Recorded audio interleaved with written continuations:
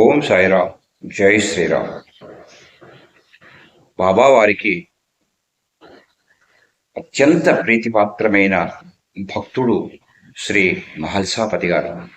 శ్రీ మహల్సాపతి గారు వృత్తిరీత్యా స్వర్ణకారుడు. కానీ ఖండోబా దేవాలయంలోని పూజలు తప్ప మరేమీ పట్టించుకునేవారు కాదు. అతనికి భార్య, ఒక మగపిల్లవాడు, ముగ్గురు కుమార్తెలు కలరు. అతనికి ఏ ఆదాయం లేకపోయినా దిగులు చెందకుండా ఖండోబా మీద భారం వేసి జీవించేవాడు. బండిలో నుంచి దిగిన ఫకీరును చూసిన తక్షణమే పరమేశ్వరుడే వచ్చెనని తలచి బాబా అని, తర్వాత సాయిబాబా అని అప్రయత్నంగా పలికెను. ఆనాటి నుండి తల్లి, తండ్రి, గురువు, దైవము అన్నీ సాయిగా భావించి, సేవించి, ఆరాధించి అతి ముఖ్య భక్తుడిగా బాబా కళ్ళ ముందు ఎల్లవేళలా అంటిపెట్టుకుని ఉండే పరమ భక్తాగ్రేసుడు శ్రీ మహల్సాపతి గారు. బాబాకి కూడా మహల్సాపతి అంటే ఎనలేని ప్రేమ. అతని నిస్వార్థపూరితమైన అచంచలమైన విశ్వాసం, భక్తి శ్రద్ధలను తిలకించి చలించిపోయి భక్త అని పిలిచేవారు.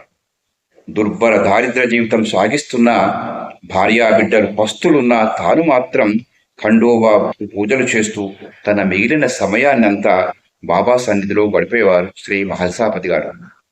ఒక సందర్భంలో మహల్సాపతి, నాకు సిరి సంపదల కన్నా బాబా సన్నిధిని పడి ఉండే దారిద్రమే సుఖము అని చెప్పాడు.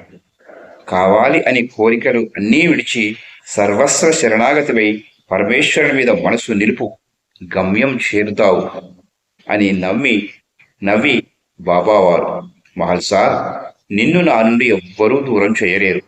నేను పైకి వెళ్ళిపోయాక సరిగ్గా 4 సంవత్సరాలకు నీవు మంచి పుణ్యతిథి అయిన ఏకాదశి తిథి నాడు ఈశ్వర స్వరూపమైన ఖండోబాకు ఇష్టమైన సోమవారం నాడు నా వద్దకు చేరుకుంటావు అని చెప్పారు. అలానే బాబా సన్నిధికి చేరుకున్నారు శ్రీ మహల్సాపతి గారు. ఓం సాయినాథార్పణమస్తు. సర్వం శ్రీ సాయినాథార్పణమస్తు. ఓం సాయిరామ్. జై శ్రీరామ్.